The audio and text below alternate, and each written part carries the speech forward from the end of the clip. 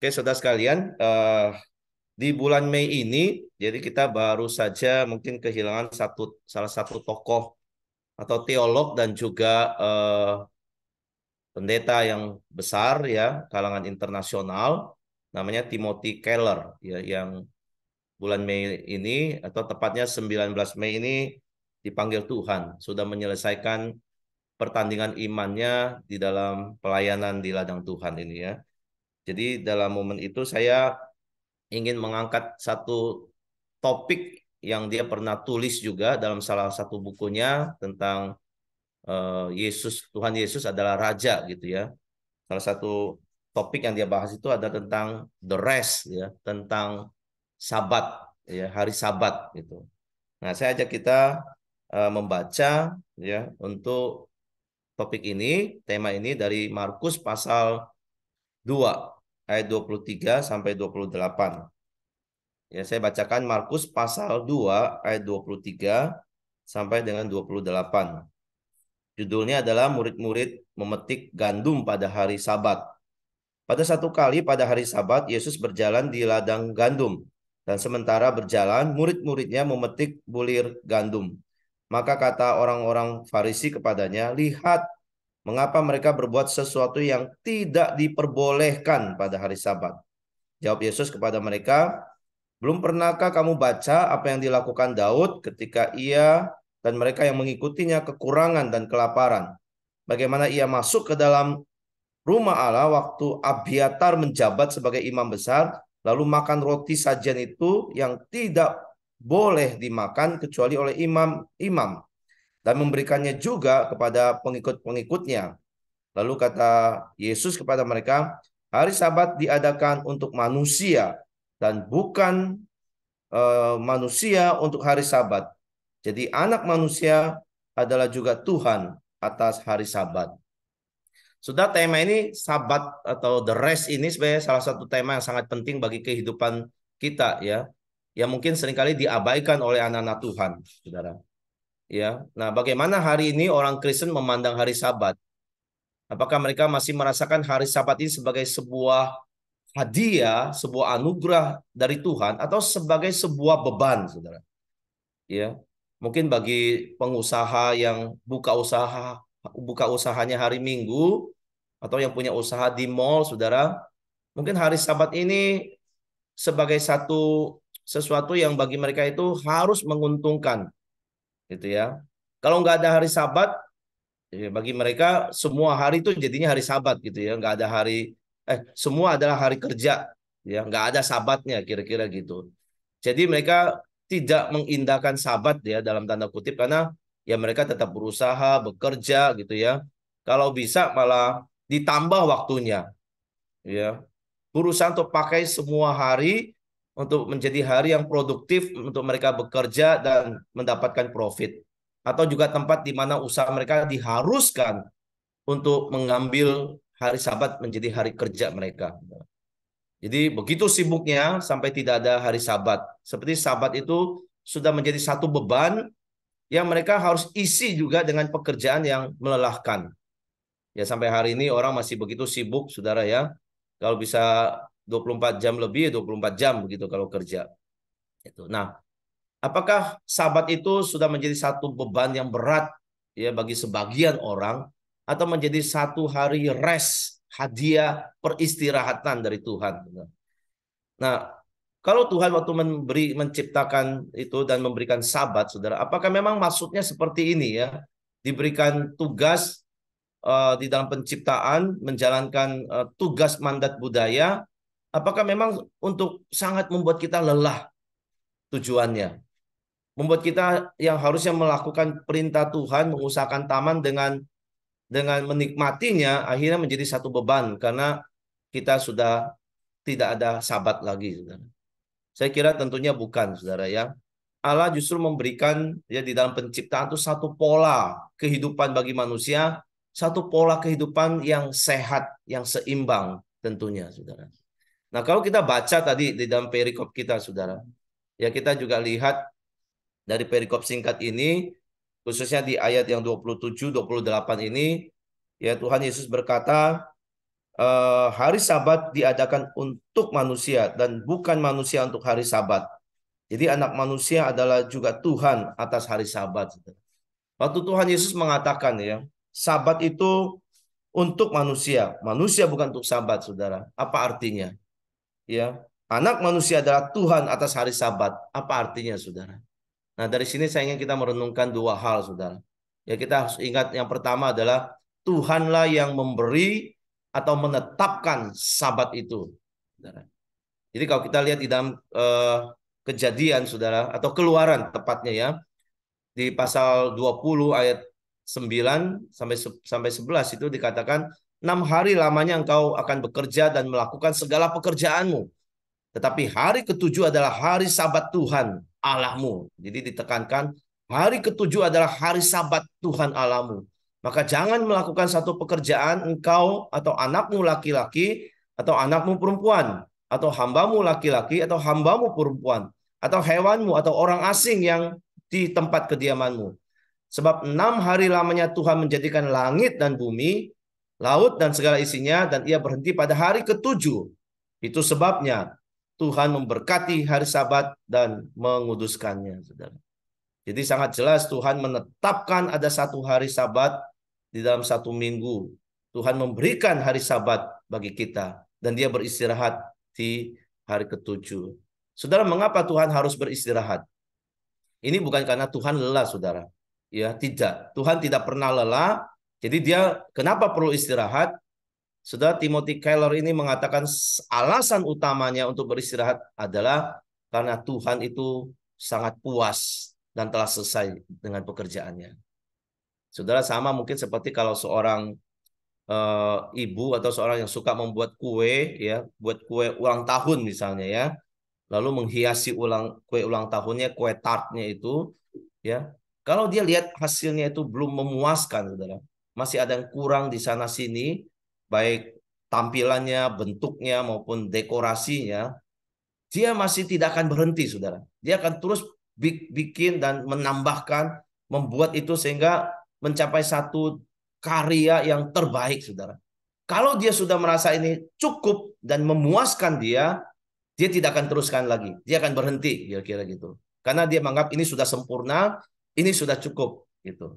Jadi kira-kira analoginya seperti itu ya. Ketika Tuhan sudah selesai menciptakan dunia ini, dia berkata, itu sangat baik. Maka dia berhenti, lalu memberkati hari Sabat, menguduskannya, atau mengkhususkannya sebagai hari miliknya Tuhan. Hari Tuhan, saudara. Maka dikatakan Sabat itu ya, Sabatnya Tuhan, saudara. Jadi kalau kita lihat pola Allah bekerja lalu beristirahat, saudara. Kemudian ini menjadi pola hidup kita sampai hari ini. 6 hari bekerja dan jangan lupa ada hari untuk istirahat, yaitu hari yang ketujuh ini, saudara sekalian. Ya, jadi saudara kalau kita perhatikan ya, kata Sabat itu sangat sinonim dengan kata Shalom sebenarnya. Bahkan beberapa kali di dalam ucapan salamnya orang Yahudi, ya, orang Yahudi kalangan tertentu, dia selalu menggabungkan dua kata ini, Shabbat Shalom, kira-kira gitu, ya. Nah, ini mereka langsung tempelkan karena ini memang punya sinonim yang sangat dekat. Dengan kata lain, di dalam Syabat itu, saudara, itu dalam istirahat kita itu kita menemukan Shalom, gitu. Jadi Sabat itu sangat sinonim dan sangat erat hubungannya dengan Shalom dan damai itu. Jadi kita lihat betapa pentingnya dan istimewanya, saudara, hari Sabat yang Tuhan sediakan ini, yang Tuhan berikan ini. Bukan hanya bagi Allah untuk beristirahat dan menikmati ciptanya, tapi juga bagi kita manusia, saudara, ya, untuk kita bisa menikmati apa yang Tuhan sediakan di hari itu, saudara. Namun kalau kita lihat dalam perjalanannya, termasuk juga dalam perikop yang kita lihat, ya, hari yang istimewa, yang sangat penting hari Sabat ini, di dalam perjanjian baru kita lihat telah menjadi satu beban berat bagi manusia. Ya, para ahli Taurat mengartikan Sabat itu betul-betul berhenti dari semua kegiatan supaya mereka tidak melanggar hukum yang keempat ini. Mereka membuat sejumlah aturan tambahan ya sebanyak 39 aturan yang tidak boleh dilakukan hari Sabat, termasuk yang dicatat sini. Memetik bulir gandum di hari Sabat itu pun tidak boleh dilakukan. Mereka menambahkan aturan-aturan ini sehingga akhirnya mengikat mereka menjadi di dalam aturan agama, saudara. Dan mereka kehilangan esensi dari Sabat, makna dari Sabat, hadiah yang Tuhan berikan ini, saudara. Sudah awalnya Sabat itu diberikan untuk manusia, kata Tuhan. Ya, Sabat itu adalah untuk manusia, bukan manusia untuk hari Sabat. Ya. Tapi sekarang sudah menjadi manusia untuk hari Sabat. Artinya manusia menjadi budaknya hari Sabat. Tidak lagi menikmati shalomnya Allah di hari Sabat, saudara. Nah, perikop ini kita lihat Tuhan itu marah sebetulnya, ya, karena manusia sudah mengacaukan satu hari yang penting, yaitu Sabat milik Tuhan itu. Mereka tidak lagi menghormati apa yang Allah tetapkan, saudara. Ya, nah sekarang di dalam kesalahan mereka memahami Sabat ini, Tuhan menunjukkan siapa sesungguhnya yang berotoritas atas hari Sabat. Ya, Tuhan Yesus mengembalikan konsep Sabat yang sudah dirusak oleh manusia, yang sudah hilang. Maka dia katakan sekali lagi, Sabat diadakan untuk manusia, bukan manusia untuk hari Sabat. Dan anak manusia itu adalah Tuhan atau Tuhan hari Sabat ini. Klaim otoritas Tuhan Yesus secara ilahi sebagai pemilik Sabat, dan ia berotoritas untuk mengembalikan Sabat itu. Jadi Tuhan menetapkan kembali Sabatnya yang benar dan memberikan itu kepada manusia. Manusia bukan untuk hari Sabat, tapi Sabat untuk manusia, saudara. Ya. Nah, saudara, bagian yang kedua, poin yang kedua, maksud Yesus ketika mengatakan, Aku Tuhan atas hari Sabat, ya, atau anak manusia adalah Tuhan juga atas hari Sabat, itu artinya, saudara, Tuhan itu sendiri adalah Sabat. Ya. Saudara, kalau kita lihat pekerjaan di dalam dunia ini betul-betul membuat kita itu sangat lelah, saudara. Jasmani maupun rohani. Saudara. Pekerjaan yang kita lakukan, profesi kita itu, kita pasti merasakan satu kelelahan dalam dalam melakukannya. Karena ini memang satu bentuk hukuman, saudara, ya, ketika manusia jatuh ke dalam dosa. Kejadian 3:17 itu mengatakan, maka terkutuklah tanah karena engkau, dengan bersusah payah engkau akan mencari rezekimu dari tanah seumur hidupmu, saudara. Ya, sudah bersusah payah di situ, sangat-sangat susah payah. Kemudian juga pengkhotbah juga mengatakan, aku telah melihat pekerjaan yang diberikan Allah kepada anak-anak manusia untuk melelahkan dirinya. Sudah, ini semua karena dunia kita yang sudah jatuh ke dalam dosa, ya. Sehingga kita di dalam pekerjaan kita dan kita terus continue di situ, kita semua akan merasakan kelelahan. Banyak hal bisa membuat manusia lelah, bukan hanya soal pekerjaan, soal rumah tangga, soal relasi suami istri, soal relasi dengan anak, relasi dengan orang-orang di sekitar kita, dengan orang lain, saudara. Sangat-sangat melelahkan. Belum lagi masalah-masalah yang harus kita tangani, urusan-urusan yang harus kita atasi, ya, terkait pekerjaan maupun relasi kita. Begitu banyak hal yang bisa membuat kita itu stres, ya, membuat orang putus asa, membuat orang depresi. Karena memang untuk membangun satu relasi, memaintain satu relasi yang baik itu memang tidak mudah, saudara. Dan bisa saja sangat mungkin memang ada konflik, ya, sehingga kita secara mental juga terkuras lelah, secara psikologis juga terkuras, energi, emosi kita, pikiran kita sangat menjadi lelah karena berbagai urusan. Saya juga mengalami ini semuanya, lelah, sangat lelah menghadapi semua yang saya sedang kerjakan ini, saudara. Ya, nah banyak orang, saudara, mengalami kelelahan di dalam kehidupan ini. Ya, tapi tidak tahu cara bagaimana mengatasinya, tidak tahu cara beristirahat kemana dan kepada siapa, tidak tahu harus mencarinya kemana. Tetapi Tuhan Yesus mengatakan, ya, akulah Tuhan, ya, atas hari Sabat. Dia itu adalah Sabat sendiri. Tuhan Yesus juga pernah mengatakan, marilah kepadaku semua yang letih dan lesu dan berbeban berat, aku akan memberikan kelegaan kepadamu, saudara. Kelegaan di situ itu sungguh bisa kita kaitkan dengan satu rest, ya, satu istirahat yang Tuhan berikan kepadanya. Ya, Tuhan Yesus itu memberikan Sabat, ya, kepada kita bagi kita, dan kalau kita datang kepadanya, kita mendapatkan peristirahat yang sejati, yang shalom di dalam Tuhan, saudara. Saudara, Tuhan sangat mengerti pergumulan kita di dalam dunia yang berdosa ini ya. Dia yang menciptakan kita, memahami kondisi tubuh kita, analogi biologis tubuh kita ya. Kalau kita terus bekerja tanpa istirahat, ya pasti kita akan eh, kolaps juga, saudara. Ya, sakit maupun tubuh kita ini cepat rusak. Gitu. Kalau kita punya mobil saja, saudara ya, kita eh, tancap gas, jalan jauh dan kita sudah lihat indikatornya itu misalnya sudah panasnya, heatnya melebihi 50%, ya, lebih lebih dari setengah misalnya. Kan kita nggak mungkin tancap gas terus ya, karena kalau kita paksakan dia akan eh, mati itu mesinnya, dia akan berhenti nggak bisa jalan lagi. Ya, nah tubuh manusia itu juga punya limit, ya limitasi yang kita nggak bisa over di sana. Ya, kita bukan seperti Allah yang tidak pernah lelah. Ya, Allah tidak hanya sekali lagi memanggil kita untuk bekerja, tapi Tuhan juga memanggil kita untuk beristirahat secara teratur dari pekerjaan kita. Jadi jangan hanya melihat pekerjaan itu sebagai panggilan Tuhan, tapi istirahat juga adalah panggilan Tuhan bagi kita. Karena itu sama-sama ada di dalam penciptaan dan penetapan Tuhan ketika menciptakan dunia dan memberikan mandat untuk kita bekerja. Di dalam mandat bekerja ada mandat kita untuk beristirahat. Jadi ini juga sebuah panggilan untuk beristirahat ya. Nah, Tuhan tidak hanya menyediakan waktu, menetapkan waktunya untuk beristirahat, tapi Tuhan juga menyatakan kepada siapa kita harus datang untuk beristirahat, yaitu kepada dirinya sendiri. Dia adalah sahabat yang kita butuhkan di dalam dunia ini.